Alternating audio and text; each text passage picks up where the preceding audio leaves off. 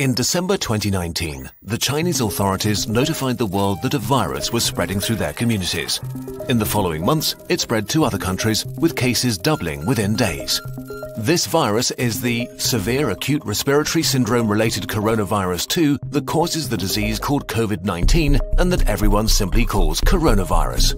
What actually happens when it infects a human, and what should we all do? A virus is really just a hull around genetic material and a few proteins, arguably not even a living thing. It can only make more of itself by entering a living cell. Corona may spread via surfaces, but it's still uncertain how long it can survive on them. Its main way of spreading seems to be droplet infection, when people cough, or if you touch someone who's ill and then your face, say rubbing your eyes or nose. The virus starts its journey here and then hitches a ride as a stowaway deeper into the body. Its destinations are the intestines, the spleen or the lungs, where it can have the most dramatic effect.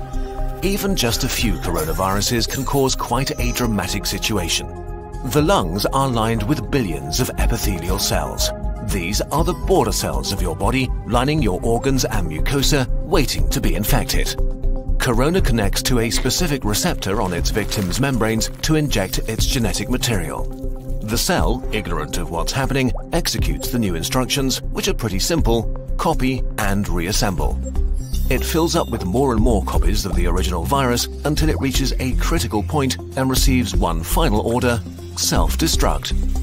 The cell sort of melts away, releasing new corona particles, ready to attack more cells. The number of infected cells grows exponentially. After about 10 days, millions of body cells are infected and billions of viruses swarm the lungs. The virus has not caused too much damage yet, but Corona is now going to release a real beast on you, your own immune system. The immune system, while there to protect you, can actually be pretty dangerous to yourself and needs tight regulation.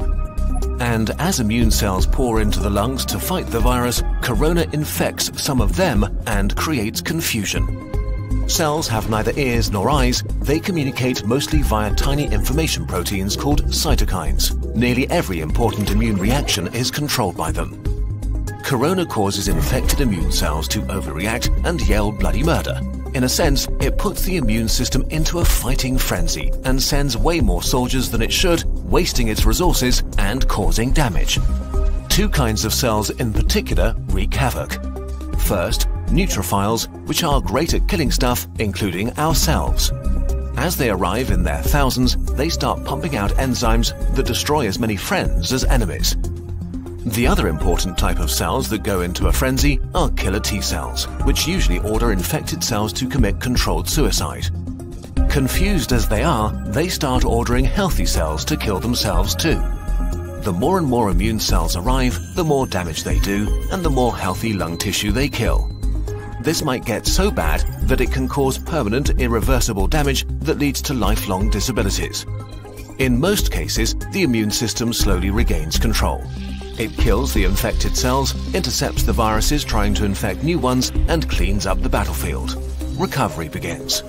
The majority of people infected by corona will get through it with relatively mild symptoms.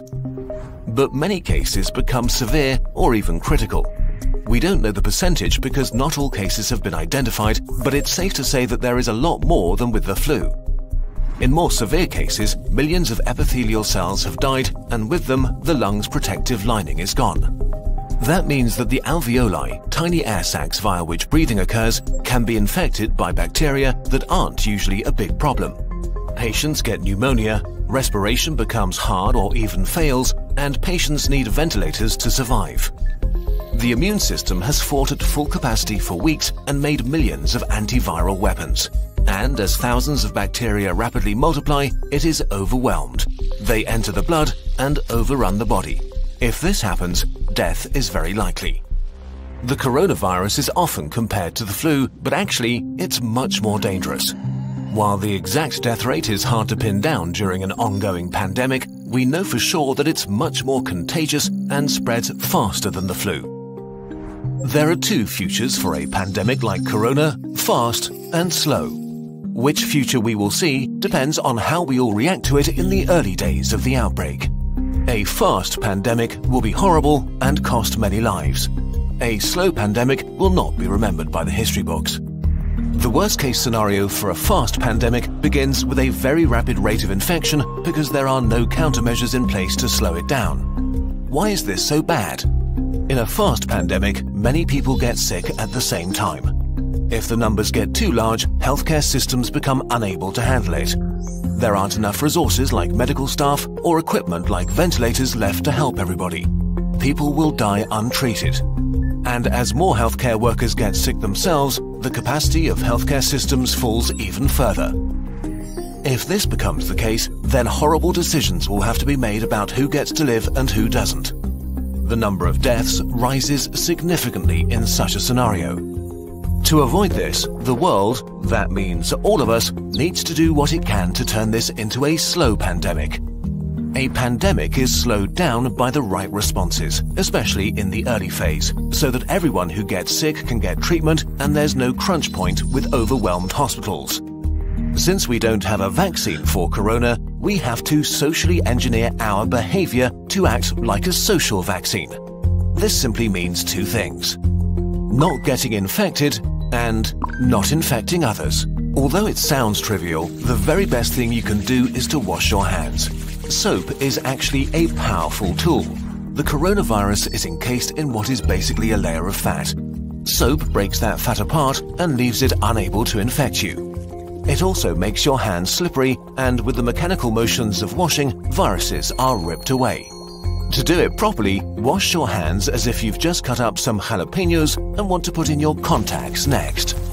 The next thing is social distancing, which is not a nice experience, but a nice thing to do. This means no hugging, no handshakes. If you can stay at home to protect those who need to be out for society to function, from doctors to cashiers or police officers. You depend on all of them. They all depend on you to not get sick. On a larger level, there are quarantines, which can mean different things, from travel restrictions or actual orders to stay at home. Quarantines are not great to experience and certainly not popular, but they buy us, and especially the researchers working on medication and vaccination, crucial time. So if you are put under quarantine, you should understand why and respect it. None of this is fun, but looking at the big picture, it is a really small price to pay. The question of how pandemics end depends on how they start. If they start fast with a steep slope, they end badly. If they start slow with a not-so-steep slope, they end okayish. And in this day and age, it really is in all of our hands, literally and figuratively.